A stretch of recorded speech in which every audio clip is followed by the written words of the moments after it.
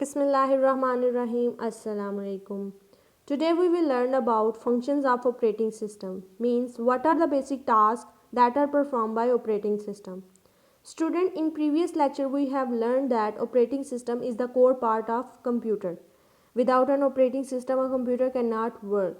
तो आज के लेक्चर में हम देखेंगे कि ऐसे कौन से फंक्शंस हैं या ऐसे कौन से टास्क हैं जिनकी वजह से ऑपरेटिंग सिस्टम को कंप्यूटर का कोर पार्ट बोला जाता है और ये बोला जाता है कि इसके बगैर हमारा कंप्यूटर वर्क नहीं करता। क्लियर? तो इनमें कौन कौन से फंक्शंस आ जाते हैं? Process management, main memory management, file management, input output system management, secondary management, networking, protection system and command interpreter system. These are the basic functions that are performed by operating system. Clear? तो आज के lecture में हम one by one इन functions के बारे में detail में देखेंगे। तो first of all we will learn about process management. Process management क्या होती है और उससे पहले हम लोग देखेंगे कि प्रोसेस बेसिकली क्या होता है। A process is a program in execution. Program के बारे में आप जानते हैं, प्रोग्राम एक एग्जीक्यूटेबल कोड फाइल होती है जो कि हमारे सिस्टम में लाइक आ रही होती है। वो कुछ भी हो सकती है, वो आपकी इमेज फाइल हो सकती है, वो आपकी वीडियो फाइल हो सकती है या आपकी MP3 फाइल हो सकती है, मतलब वो कुछ भी फाइल हो सकती है, टेक्स्ट फाइल भी हो सकती है। आप जब उसको एग्जीक्यूट करवाना चाह रहे होते हैं तो आप जस्ट क्या करते हैं, उसके ऊपर क्लिक करते हैं। जैसे ही आप क्लिक करते हैं वो प्रोग्राम फाइल किस में चेंज हो जाती है? प्रोसेस के अंदर। तो उस फाइल को क्लिक करने से लेकर आपके सामने स्क्रीन पर डिस्प्ले करने तक जो काम पीछे होता है, बैकएंड पे वो काम जो होता है उसको ऑपरेटिंग सिस्टम करता है। ठीक है, वो बेसिकली क्या होती है? वो प्रोसेस मैनेजमेंट होती है। क्लियर? तो सो कॉल्ड इसकी डेफिनेशन क्या है? A process is a program in execution. इसके अलावा process manage allocation of the resources like CPU time to various processes in memory. Memory के अंदर जब एक से ज़्यादा प्रोसेस आ जाते हैं, जब आप एक से ज़्यादा फाइल्स को ओपन कर लेते हैं, उन सब फाइल्स को CPU का टाइम अलॉट करना भी किसका काम होता है? ऑपरेटिंग सिस्टम का काम होता है। क्लियर? कि उसको सिस्टम के कौन कौन से रिसोर्सेज अलाट करने हैं और कब कब अलाट करने हैं उन प्रोसेसेस को, ये सारा काम मैनेज कौन कर रहा होता है? ऑपरेटिंग सिस्टम कर रहा होता है। ठीक है, इसके अलावा ऑपरेटिंग सिस्टम इस प्रोसेस की स्टेट्स भी डिफाइन कर रहा होता है कि नाउ आपका जो प्रोसेस है वो कौन सी स्टेट में है। वो जो स्टेट्स हैं उनके बारे में अब हम देखते हैं। There are 5 states of a process. और प्रोसेस की कितनी स्टेट्स होती हैं? 5 स्टेट्स होती हैं। New, ready, running, waiting and terminated. These are the basic states of a process जो कि हमारे पास क्लिक होने से लेकर टर्मिनेट होने तक, एंड होने तक जिन जिन स्टेट से हमारा प्रोसेस गुजरता है ये वो स्टेट्स हैं। क्लियर? और ये बैक एंड पे काम कर रही होती है, आपको फ्रंट एंड पे शो नहीं हो रहा होता है। ठीक है, ऑपरेटिंग सिस्टम जो है वो मैनेज कर रहा होता है कि पहले हमारे पास प्रोसेस कहाँ पर था, उसके बाद कौन सी स्टेट में चला गया, उसके बाद कौन सी स्टेट में चला, एट द एंड वो टर्मिनेट हो गया। क्लियर? तो one by one in states के बारे में देखते हैं। New state, the process is being created. New state में क्या होता है? जस्ट एक प्रोसेस क्रिएट होता है, आप जस्ट एक क्लिक करते हैं प्रोग्राम के ऊपर एंड देन वो क्रिएट हो जाता है। तो वो कौन सी स्टेट में होता है? न्यू स्टेट में होता है। न्यू स्टेट से सारे प्रोसेसेस जो क्रिएट हो चुके होते हैं वो मूव कर जाते हैं, वो एडमिट हो जाते हैं कहाँ पर? नेक्स्ट स्टेट में, that is ready state. Ready state क्या होती है?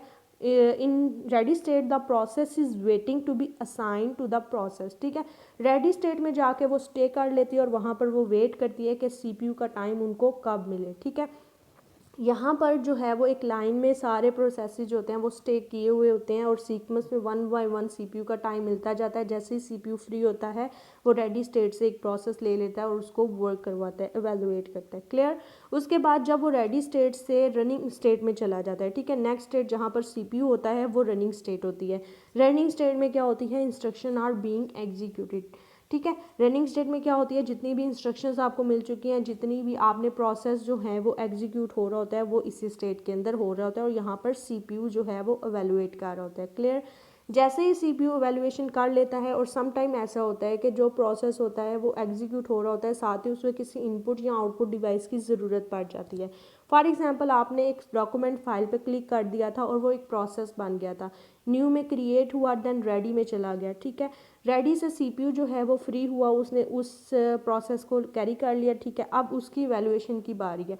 एवेलुएट करते हुए इसको पता चलता है हम कमांड देते हैं कि इस फाइल को प्रिंट कर दिया जाए, ठीक है। तो प्रिंटिंग के लिए वो कहाँ मूव कर देगा, उसको नेक्स्ट स्टेट में, that is waiting state. Waiting state में जितनी भी इनपुट एंड आउटपुट इवेंट्स होते हैं वो यहाँ पर जो है वो एवेलुएट होते हैं, ठीक है।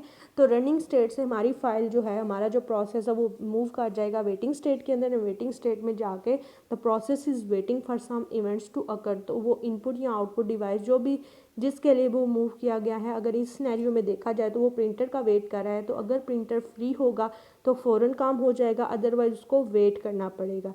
क्लियर। उसके बाद जैसे ही वो काम हो जाता है, द लास्ट जो है हमारे पास स्टेट आती है, that is terminated. Terminated mean and state होती है, the process has finished execution, ठीक है। इसमें क्या होता है, प्रोसेस अपना सारा काम कंप्लीट कर चुके हैं, जैसे ही आप वो रेड बटन जो क्लोज का बटन होता है उस पर क्लिक कर देते हैं, वो प्रोसेस ख़त्म हो जाता है। क्लियर। तो मीन न्यू से उस आइकन पे, उस फाइल के ऊपर क्लिक करने से लेकर उसको क्लोज करने तक जो भी काम होता है, ठीक है, वो सारा इन स्टेट से होकर गुजर रहा होता है, ठीक है। और बैक एंड पे ये काम कौन कर रहा होता है, ऑपरेटिंग सिस्टम कर रहा होता है। Clear. A program is the executable code that is stored in disk. अब प्रोग्राम अगर देखा जाए तो प्रोग्राम क्या होता है, एक एग्जीक्यूटेबल कोड होता है जो कि डिस्क के ऊपर एज अ फाइल स्टोर हुआ होता है, ठीक है। जबकि प्रोसेस क्या होता है, एक डायनामिक इंस्टेंस होता है जो कि रैम में चला जाता है, ठीक है। हार्ड डिस्क के अंदर जो परमानेंट स्टोर है वो आपका प्रोग्राम है जिस पे आपने क्लिक किया, और जब वो क्लिक कर लिया तो उसको मेन मेमोरी के अंदर लोड किया गया, तो वो क्या बन चुका है, एक प्रोसेस बन चुका है। क्लियर। इसके अलावा ये जितने भी सीपीयू के कंप्यूटर के जितने भी रिसोर्सेज हैं उनको एक्सेस करता है, जिसमें सीपीयू टाइम आ जाता है, इनपुट आउटपुट डिवाइसेज आ जाती है, मेमोरी आ जाती है। क्लियर। अब हम इस सिनेरियो को देखते हैं कि पीछे जो स्टेट्स मैंने बताई हैं वो किस तरह वर्क करती हैं। क्लियर। और स्टूडेंट इनको डिटेल में बताने से पहले मैं आपको ये बता दूं कि ये जो सिनेरियो बना हुआ है, ये जो डायग्राम आपको नज़र आ रही है, सेम एज इट इज़ ही आप लोगों ने याद करनी है, और सेम एज इट इज़ ही आप लोगों ने हमेशा इसको ड्रा करना है। क्लियर। इसमें कोई चेंजेस नहीं आने, इसके जो एरो के हैं वो डायरेक्शंस है वो भी सेम ऐसी ही होनी चाहिए। क्लियर। और इनके स्टेट्स के नेम भी एज इट इज़ ही होने चाहिए। कहीं ये नहीं है कि आप लोगों ने रनिंग की जगह जो है वो रेडी लगा दिया और रेडी की जगह रनिंग, मतलब इस तरह नहीं करना आपने, इसको बिल्कुल फुल फ्लैश ठीक तरह से इसको क्लियर अपने माइंड में इसका इमेज क्रिएट करना है। क्लियर। तो पीछे जो बात की सबसे पहले जो स्टेट आती है that is new state. New state में क्या होता है कि हमारे पास जब भी कोई प्रोग्राम पड़ा होता है हम जस्ट उस पर क्लिक करते हैं, एक प्रोसेस बन जाता है, ठीक है। न्यू स्टेट के अंदर प्रोसेस बनता है और वो मूव कहाँ पर काट जाता है, एडमिट हो जाता है कहाँ पर, रेडी स्टेट के अंदर। क्लियर। रेडी स्टेट के अंदर यहाँ पर हमारे पास एक लंबी सी क्यू बनी होती है, और वो क्यू जो है उसमें प्रोसेस मल्टीपल प्रोसेसेस जो होते हैं वो वन बाय वन लाई कर रहे होते हैं। क्लियर। जैसे जैसे आपने प्रोग्राम से प्रोसेस बनते जाते हैं वो वन बाय वन इस क्यू में सीक्वेंस में आके स्टोर होते हैं।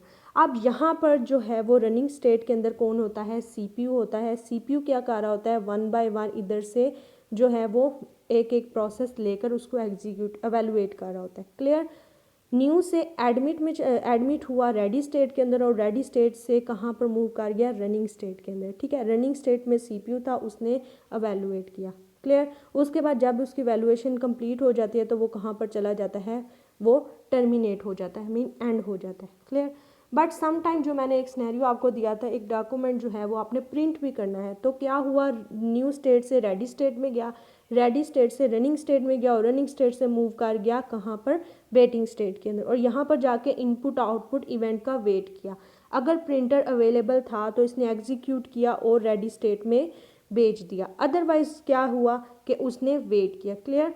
और वेट करने के बाद जैसे ही उसको प्रिंटर मिल गया उसने काम किया और वापस रेडी में चला गया, और रेडी से अगेन जो है वो रनिंग में चला गया और रनिंग से टर्मिनेट हो गया। क्लियर। ये इसी तरह वर्क कर रहा है, new to ready, ready to running, running to terminate, one direction, and the second is new to ready, ready to running, running to waiting, waiting to ready, ready to running, running to terminate. ये इसकी दूसरी direction होती है। Clear. आप बेशक इसको लिख के, आप स्टेट्स के नेम लिख कर आप इस डायरेक्शन को याद कर सकते हैं, या आप इमेज से भी समझ सकते हैं। क्लियर। और आपको ये जो इंटरप्ट नज़र आ रही है, ये चीज़ क्या होती है, ये होती है कि जब रेडी से रनिंग की तरफ चला जाता है और सीपीयू काम करते करते एकदम कोई एरर आ जाता है, तो वो दोबारा रेडी स्टेट में उस प्रोसेस को मूव करवा देता है, एक इंटरप्ट जनरेट हो जाती है। क्लियर। तो ये बेसिकली प्रोसेस मैनेजमेंट का सिनेरियो होता है जो कि बैक एंड पे सारा काम कर रहा होता है। क्लियर। तो प्रोसेस मैनेजमेंट ये चीज़ है जो कि ऑपरेटिंग सिस्टम मैनेज कर रहा होता है और इसको सारा देख रहा होता है। क्लियर। इसके बाद जो नेक्स्ट टॉपिक है that is memory management. Memory management क्या होती है? It controls and manage the operation of main memory during operation of computer. Main के कंप्यूटर का जो भी आप काम कर रहे होते हैं उसके दौरान जब आपने फॉर एग्जांपल, ये तो हमेशा से आपको बताया जाता है कि कंप्यूटर में जब भी कोई भी काम करना है, कोई भी फाइल एग्जीक्यूट करवानी है तो वो मस्ट लोड होती है into the main memory, otherwise वो काम नहीं हो सकता। ठीक है। तो मेन मेमोरी के आपके कंप्यूटर में एक मूवी पड़ी हुई है या आपके कंप्यूटर में एक फ़ाइल पड़ी हुई है, आपने उसको देखना है या उसको, चलें आप मूवी की बात करते हैं, आपके सिस्टम में एक मूवी पड़ी हुई है, आपने उस मूवी को वॉच करना है तो आप क्या करेंगे? उसके ऊपर क्लिक करेंगे, देन वो मूवी लोड होगी। ठीक है। वो लोड कहाँ पर होगी? वो मेन मेमोरी में होगी। क्लियर। तो मेन मेमोरी में अगर जगह है तो, अगर नहीं है तो, मतलब इन दोनों सिनेरियो में क्या किया जाए और किस तरह इसको मैनेज किया जाए, ये भी काम ऑपरेटिंग सिस्टम ही करता है। Clear. It allocate space to the program that are loaded in memory, means swap in करता है। ठीक है। स्वैप इन मतलब आपकी हार्ड डिस्क से वो फाइल उठा के आपकी मेन मेमोरी के अंदर लोड करवाता है, उसको एलोकेट करता है कोई स्पेस। ठीक है। यूज़र प्रोग्राम एरिया से स्पेस जो है वो एलोकेट करता है और उसको मूव करवा देता है। क्लियर। इसके अलावा it keep track of the free and occupied memory. इसके अलावा इसको पता होता है कि मेमोरी में कौन सी जगह, कितनी जगह फुल है और कितनी जगह जो है वो फ्री पड़ी हुई है। इसकी एग्जांपल मैं आपको दे सकती हूँ कि अगर समटाइम में क्या होता है कि आप जो है वो आपकी फ़ाइल जो है वो वहाँ पर आप क्लिक करते हैं। ठीक है। और फाइल मैनेजर में जाके आप क्लिक करते हैं तो वहाँ पर आपको जो है वो आपको पता चल रहा होता है कि आपके मोबाइल के अंदर टोटल मेमोरी कितनी है और आपने कितनी यूज़ कर दी है, कितनी ऑक्यूपाइड है। क्लियर। तो यहाँ से इसके बारे में भी कौन बता रहा होता है? पीछे जो ऑपरेटिंग सिस्टम यूज़ हो रहा है वही आपको बता रहा होता है कि आपके सिस्टम में कितनी मेमोरी टोटल है और कितनी आपकी फ्री है और कितनी ऑक्यूपाइड पड़ी हुई है। क्लियर। तो इसके बाद बात करते हैं फाइल मैनेजमेंट की। फाइल मैनेजमेंट, फ़ाइल के बारे में आपको पता हो, कंप्यूटर में आप कुछ भी काम करते हैं, चाहे वो यूएसबी लगा के कर रहे हैं, डीवीडी लगा के कर रहे हैं या सिस्टम के अंदर खुद ही कोई भी काम कर रहे हैं और उसको स्टोर करते हैं, वो क्या बन जाती है? एक फ़ाइल बन जाती है। चाहे वो इमेज की फ़ाइल हो, चाहे वो आपकी MP3 फाइल हो, चाहे वो डॉक्यूमेंट फ़ाइल हो, चाहे वो टेक्स्ट फाइल हो, लाइक कोई सी भी आपने चीज़ जो है वो सेव करनी है, वो एज अ फाइल जाके कंप्यूटर में स्टोर होती है। क्लियर। इसके अलावा जब हमारे पास ज़्यादा सी फाइल्स हो जाते हैं, हम क्या करते हैं? एक फ़ोल्डर बना देते हैं, वहाँ पर मूव कर देते हैं। ठीक है। तो ये फ़ाइल क्रिएट करना, फ़ोल्डर क्रिएट करना, डिलीट करना, कॉपी करना, रीनेम करना, ये सारा काम भी ऑपरेटिंग सिस्टम ही परफॉर्म कर रहा होता है और वो अलाउ करता है। Clear. It manage files and folder on storage devices such as the hard disk, USB flash drive and DVD. Clear. तो जितनी भी फाइल्स आप डाउनलोड करते हैं या आप यूएसबी या डीवीडी से मूवी डाउनलोड करते हैं और करके जो है वो अपने सिस्टम के अंदर हार्ड डिस्क में स्टोर करते हैं, लाइक आप कोई से भी काम कर रहे होते हैं जिसमें आपने फ़ाइल को सेव करना है तो वो एज अ फाइल स्टोर होगी। ठीक है। और उन फाइल्स को अगर मिलाकर मूवीज़, मल्टीपल मूवीज़ है, उन सबको मिला किसी एक जगह पर स्टोर करना है तो हम क्या बना लेते हैं? एक फ़ोल्डर बना लेते हैं। तो फाइल और फोल्डर को मैनेज भी करना ऑपरेटिंग सिस्टम का काम होता है। इसके अलावा computer allows the user to perform operation such as the creating, copying, deleting, moving and renaming. तो ये सारे टास्क जो हैं वो परफॉर्म करने के लिए अलाउ करता है यूज़र को। कौन करता है? Operating system. क्लियर। इसके बाद बात करते हैं इनपुट आउटपुट मैनेजमेंट की। It controls all the input output operation during program execution. ठीक है। जितने भी काम करें प्रोग्राम एग्जीक्यूशन में, कोई भी प्रोग्राम एग्जीक्यूट हो रहा है, फॉर एग्जांपल आपके पास डॉक्यूमेंट फाइल है, ठीक है, आपने उसको ओपन किया, ओके, अब आप क्या कर रहे हो? आप उसमें कोई और चीज़ ऐड करना चाह रहे हैं, चाहे तो आप माउस से दे रहे हैं या आप कीबोर्ड से दे रहे हैं, आप वो काम जो है वो इनपुट दे रहे हैं, ठीक है, या वो प्रिंटर से आउटपुट ले, लाइक कोई सा भी काम कर रहे हैं तो उसको कंट्रोल भी ऑपरेटिंग सिस्टम ही कर रहा होगा। उसको डिटेक्ट कर रहा होता है कि डाटा कहाँ से आ रहा है और मैंने कहाँ पर इसको मैनेज करना है। इसके अलावा आप जब नई कोई चीज़ डिवाइस अटैच करते हो, फॉर एग्जांपल आप प्रिंटर लगाते हो, तो वो जो है वो मैसेज एक इंटरप्ट जो है वो जनरेट करता है कि आपका डिवाइस ड्राइवर इंस्टॉल नहीं है। इसके अलावा यूएसबी लगाई जाती है तो इंस्टॉलिंग द डिवाइस ड्राइवर आ जाता है। लाइक आप इनपुट आउटपुट डिवाइसेस अटैच करते हो, डी अटैच करते हो, तो उसके जब अटैच करते हैं तब भी और जब डी अटैच करते हैं तब भी मैसेजेस आते हैं। ठीक है। सिस्टम के मैसेजेस जनरेट होते हैं जो कि इनपुट आउटपुट मैनेजमेंट कर रहा होता है उसकी तरफ से होता है, ठीक है। मीन्स कि जितनी भी ये चीज़ें हैं सबको मैनेज कौन कर रहा होता है, ऑपरेटिंग सिस्टम कर रहा होता है, और वही सिस्टम जनरेटेड मैसेजेस जो होते हैं वो यूज़र को प्रोवाइड किए जाते हैं। क्लियर। इसके बाद बात करते हैं सेकेंडरी स्टोरेज मैनेजमेंट की। सेकेंडरी स्टोरेज मैनेजमेंट मीन आपकी जो यूएसबी है, आपकी जो हार्ड डिस्क है, इन सब पे भी जो है इसकी फ्री स्पेस को देखना, इसके स्टोरेज एलोकेशन के कितनी जो है वो चीज़ें डाउनलोडेड हैं, कितनी चीज़ें मौजूद हैं ऑलरेडी ऑक्यूपाइड है, और कितनी फ्री स्पेस है, ये सारी जो है इसको भी मैनेज करना ऑपरेटिंग सिस्टम का काम होता है। क्लियर।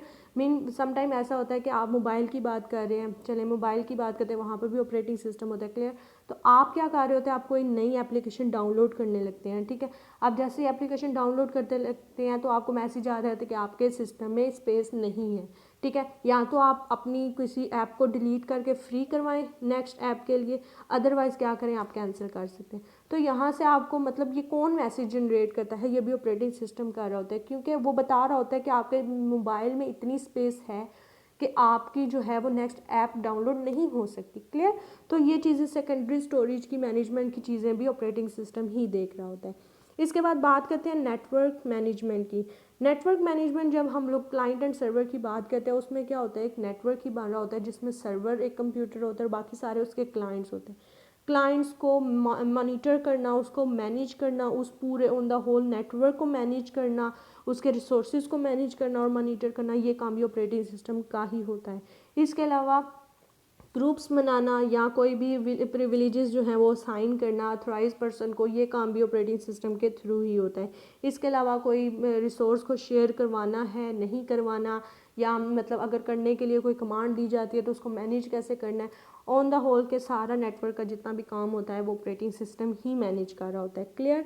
इसके बाद बात करते हैं प्रोटेक्शन सिस्टम की, कि प्रोटेक्शन सिस्टम क्या होता है।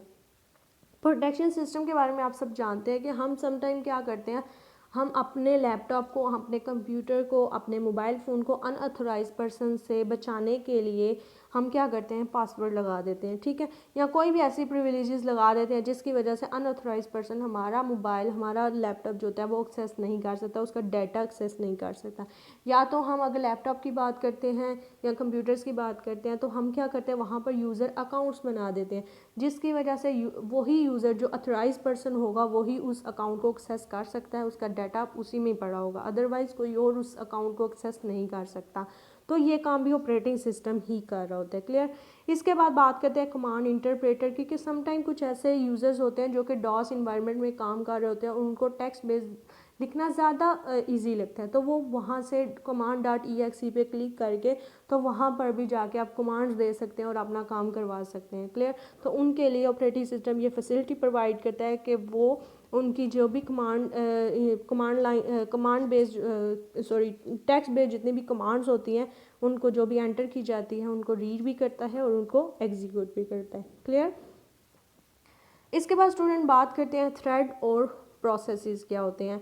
एंड प्रोसेस क्या होता है, an executing instance of a program is called a process। Executing instance mean कि आप जो प्रोग्राम है जब आप उसको क्लिक कर देते हैं वो एग्जीक्यूट हो रहा होता है, तो देन वो क्या बन जाता है, एक प्रोसेस बन जाता है। जबकि थ्रेड क्या होते हैं, थ्रेड जो है वो सबसेट होता है प्रोसेस का। मीन प्रोग्राम है, प्रोग्राम से क्या बना, प्रोसेस बना, और प्रोग्राम प्रोसेस के आगे से सबसेट्स जो हैं वो प्रोसेस के वो क्या होते हैं, थ्रेड्स होते हैं। Clear. Process has its own copy of data segment of a parent process, ठीक है। तो जो भी प्रोसेस होगा, मीन जो भी प्रोग्राम है उसका जो भी डाटा सेगमेंट होगा वो सारा का सारा इसकी कॉपी किसके पास होगी, प्रोसेस के पास होगी। जबकि थ्रेड के पास क्या होता है, इट हैज़ डायरेक्ट एक्सेस, उसके पास कॉपी नहीं होती बल्कि वो डायरेक्ट एक्सेस कर रहा होता है। क्लियर।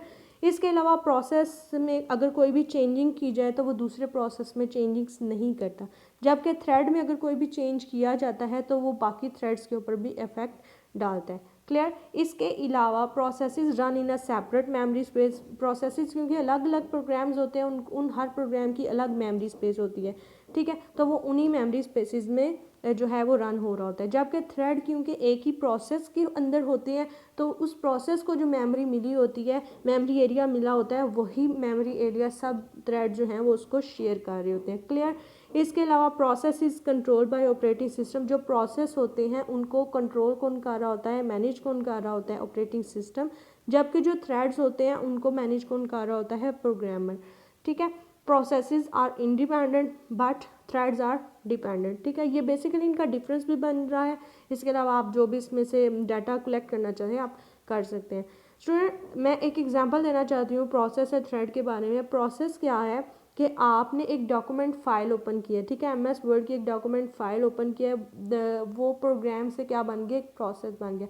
आप डॉक्यूमेंट फाइल में आप डाटा लिख रहे हैं, ठीक है।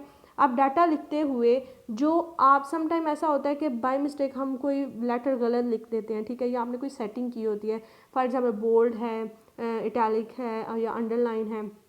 इसके अलावा आप कोई स्पेलिंग गलत कर देते हैं, ठीक है, थोड़ी सी स्पेस देने से वो क्या हो जाता है, रेड लाइन शो कर रहा होता है, ठीक है। तो वो क्या है, बैकएंड पे जो थ्रेड काम कर रहा है दैट इज स्पेल चेकिंग, ठीक है। तो स्पेल चेकिंग वाला जो है वो चेकर जो है वो आपका एक थ्रेड है बेसिकली, ठीक है। और वो थ्रेड कहाँ पर है, वो एमएस वर्ड के अंदर ही है, ठीक है। तो आप जैसे ही लिख रहे होते हो तो वो साथ साथ वो थ्रेड्स भी एग्जीक्यूट हो रहे होते हैं, जैसे आप चेंजिंग्स करते हैं तो वो भी चेंज हो जाते हैं, ठीक है। तो ये इसकी एग्जांपल है कि प्रोसेस जो होता है वो बेसिकली एक प्रोग्राम होता है एग्जीक्यूशन में, थ्रेड क्या होता है, उसी प्रोग्राम में के सबसेट्स होते हैं, छोटे छोटे पार्ट्स होते हैं जो कि वर्क कर रहे होते हैं उस प्रोसेस के अंदर। क्लियर। इसके बाद बात करते हैं multi threading and multi tasking की। Multi threading mean multiple threads एक जगह पर एक प्रोसेस के अंदर जब एग्जीक्यूट हो रहे होते हैं तो उसको बोलते हैं the process of executing multiple threads at a time, तो उसको मल्टी थ्रेडिंग बोलते हैं। It allows a single process to run multiple thread simultaneously. ये क्या करता है, एक सिंगल प्रोसेस, जैसे मैंने एमएस वर्ड की बात की, एक सिंगल प्रोसेस है उसके अंदर मल्टीपल थ्रेड्स काम कर रहे हैं, फाइंड एंड रिप्लेस का हो गया, या मतलब कुछ भी इस तरह के जितने भी थ्रेड्स हैं आप उनको यूटिलाइज़ करना चाहें आप कर सकते हैं। और ये जो मल्टी थ्रेडिंग होती है ये सीपीयू को ज़्यादा से ज़्यादा यूटिलाइज़ करते हैं। क्लियर। जबकि मल्टीटास्किंग के बारे में प्रीवियस भी बताया हुआ है कि मल्टीटास्किंग क्या होती है, मल्टीपल प्रोग्राम्स को जो है वो मेमोरी में लोड कर देते हैं और सेम टाइम पे वो इसको एग्जीक्यूट कर रहा होता है। Clear. It keeps the track of where the user is and go from one another without losing information. और ये चीज़ भी देख रहा होता है मल्टीटास्किंग में कि अगर एक बंदे ने इतना टास्क किया दूसरे ने इतना किया तो वो उसकी इन्फॉर्मेशन अपने पास स्टोर करता है। क्लियर। तो all that things are about multi threading and multi tasking. The next and last topic is multi programming and multi processing. Multi programming के बारे में भी प्रीवियस लेक्चर में आपको बताया था, और मल्टी प्रोसेसिंग में। मल्टी प्रोग्रामिंग में multiple programs at a time load हो जाते हैं but at a same time execute नहीं होते। CPU only takes one program at a time and execute it. Clear. Until the और फिर वो नेक्स्ट तभी लेता है जब वो प्रीवियस को एग्जीक्यूट कर देता है। जबकि मल्टी प्रोसेसिंग में क्या होता है कि मल्टीपल प्रोसेसर, मल्टीपल सीपीयू होते हैं एक ही कंप्यूटर के अंदर, वो उसको एग्जीक्यूट कर रहे होते हैं। Clear. It save multi programming save user time in loading, क्योंकि सारे एक ही दफ़ा लोड हो जाते हैं तो यूज़र का टाइम बच जाता है। इसके अलावा इसको ज़्यादा मेमोरी चाहिए होती है ताकि वो सारे प्रोग्राम लोड कर दे। जबकि मल्टी प्रोसेसिंग में क्या होता है, computer uses more than one CPU eight a time. Multi processing से ही पता चलता है multiple processor eight a time use हो रहे होते हैं। क्लियर। तो स्टूडेंट्स आज के लिए इतना ही। अगर आपको वीडियो पसंद आई हो तो प्लीज़ लाइक करिए। इसके अलावा आपको कोई भी लेक्चर में समझ ना आई हो, कोई भी क्वेश्चन हो तो कमेंट में ज़रूर बताइएगा।